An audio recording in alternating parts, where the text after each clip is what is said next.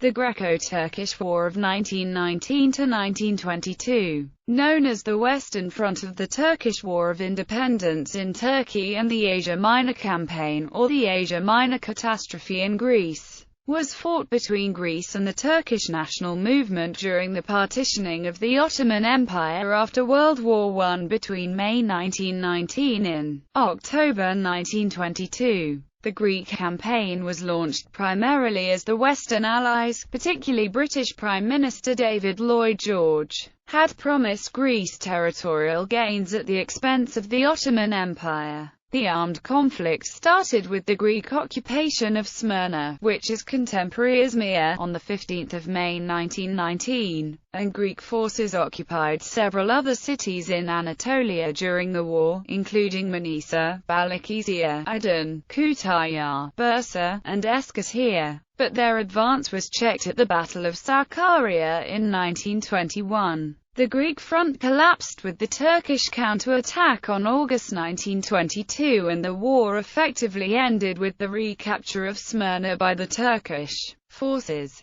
As a result, the Greek government accepted the demands of the Turkish national movement and returned to its pre-war borders, thus leaving East Thrace and Western Anatolia to Turkey. The Turkish victory also brought an end to the occupation of Constantinople by the British forces. Greek and Turkish governments agreed to engage in a population exchange. Failure of the Greek military campaign and the expulsion of the French military from Cilicia in Anatolia forced the Allies to abandon the Treaty of Chevreuse to negotiate a new treaty at Lausanne with the Turkish national movement. Background: Geopolitical context. The geopolitical context of this conflict is linked to the partitioning of the Ottoman Empire, which was a direct consequence of World War I and involvement of the Ottomans in the Middle Eastern theater. The Greeks received an order to land in Smyrna by the Triple Entente as part of the partition. During this war, the Ottoman government collapsed completely and the Ottoman Empire was divided amongst the victorious Entente powers with the signing of the Treaty of Chevreuse on August 10,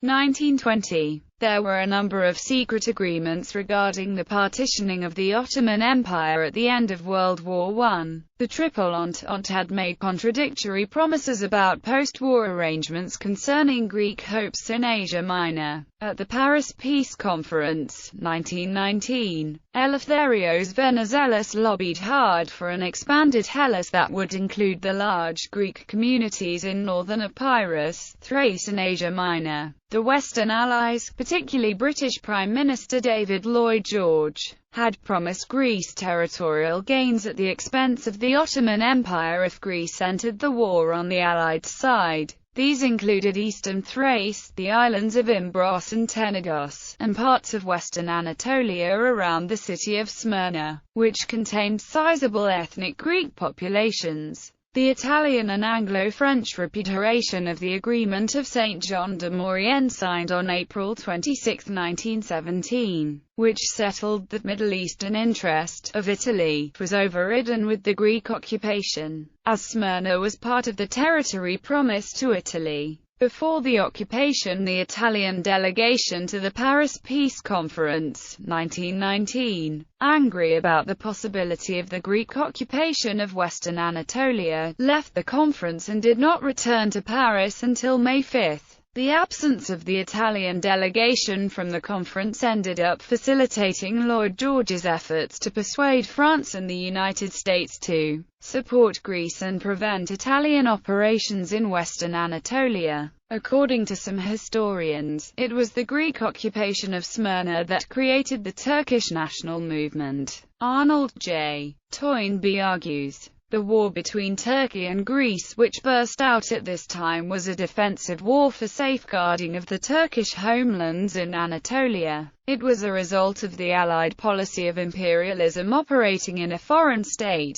the military resources and powers of which were seriously underestimated. It was provoked by the unwarranted invasion of a Greek army of occupation. According to others, the landing of the Greek troops in Smyrna was part of Eleftherios Venizelos' plan, inspired by the Megali idea, to liberate the large Greek populations in the Asia Minor. Smyrna up to the Great Fire of Smyrna had a bigger Greek population than the Greek capital, Athens. Athens, before the population exchange between Greece and Turkey, had a population of 473,000, while Smyrna, according to Ottoman sources, in 1910, had a Greek population exceeding 629,000. The Greek community in Anatolia. One of the reasons proposed by the Greek government for launching the Asia Minor expedition was that there was a sizable Greek-speaking Orthodox Christian population inhabiting Anatolia that needed protection. Greeks had lived in Asia Minor since antiquity, and before the outbreak of World War I, up to 2.5 million Greeks lived in the Ottoman Empire. The suggestion that the Greeks constituted the majority of the population in the lands claimed by Greece has been contested by a number of historians. Cedric James Lowe and Michael L. Dockrell also argued that Greek claims about Smyrna were at best debatable, since Greeks constituted perhaps a bare majority, more likely a large minority in the Smyrna Vilayet, which lay in an overwhelmingly Turkish Anatolia. Precise demographics are further obscured by the Ottoman policy of dividing the population according to religion rather than descent, language, or self-identification. On the other hand, contemporaneous British and American statistics support the point that the Greek element was the most numerous in the region of Smyrna, counting 375,000, while Muslims were 325,000. Greek Prime Minister Venizelos stated to a British newspaper that Greece is not making war against Islam, but against the anachronistic Ottoman government, and its corrupt, ignominious, and bloody administration, with a view to expeaking it from those territories where the majority of the population consists of Greeks. To an extent, the above danger may have been overstated by Venizelos as a negotiating card on the table of Chevreuse, in order to gain the support of the Allied governments. For example, the Young Turks were not in power at the time of the war, which makes such a justification less straightforward. Most of the leaders of that regime had fled the country at the end of World War I, and the Ottoman government in Constantinople was already under British control. Furthermore, Venizelos had already revealed his desires for annexation of territories from the Ottoman Empire in the early stages of World War I, before these massacres had taken place. In a letter sent to Greek King Constantine in January 1915, he wrote that, "I have the impression that the concessions to Greece in Asia Minor would be so extensive that another equally large and not less rich Greece will be added to the doubled Greece which emerged from the victorious Balkan Wars. Through its failure, the Greek invasion may have instead exacerbated the atrocities that it was supposed to prevent." Arnold J. Toynbee blamed the policies pursued by Great Britain and Greece, and the decisions of the Paris Peace Conference as factors leading to the atrocities committed by both sides during and after the war. The Greeks of Pontica and the Turks of the Greek-occupied territories were in some degree victims of Mr. Venizelos's and Mr. Lloyd George's original miscalculations at Paris. Greek nationalism. One of the main motivations for initiating the war was to realize the Megali idea, a core concept of Greek nationalism. The Megali idea was an irredentist vision of a restoration of a greater Greece on both sides of the Aegean that would incorporate territories with Greek populations outside the borders of the Kingdom of Greece, which was initially very small. From the time of Greek independence from the Ottoman Empire in 1830, the Megali idea had played a major role in Greek politics. Greek politicians, since the independence of the Greek state, had made several speeches on the issue of the historic inevitability of the expansion of the Greek kingdom. For instance, Greek politician Ioannis Koletos voiced this conviction in the Assembly in 1844. There are two great centers of Hellenism. Athens is the capital of the kingdom. Constantinople is the great capital, the city The dream and hope of all Greeks, the great idea was not merely the product of 19th-century nationalism. It was, in one of its aspects, deeply rooted in many Greeks' religious consciousnesses. This aspect was the recovery of Constantinople for Christendom and the re-establishment of the Christian Byzantine Empire, which had fallen in 1453. Ever since this time, the recovery of St. Sophia and the city had been handed down from generation to generation as the destiny and aspiration of the Greek Orthodox. The Megali idea, besides Constantinople, included most traditional lands of the Greeks, including Crete, Thessaly, Epirus, Macedonia, Thrace, the Aegean Islands,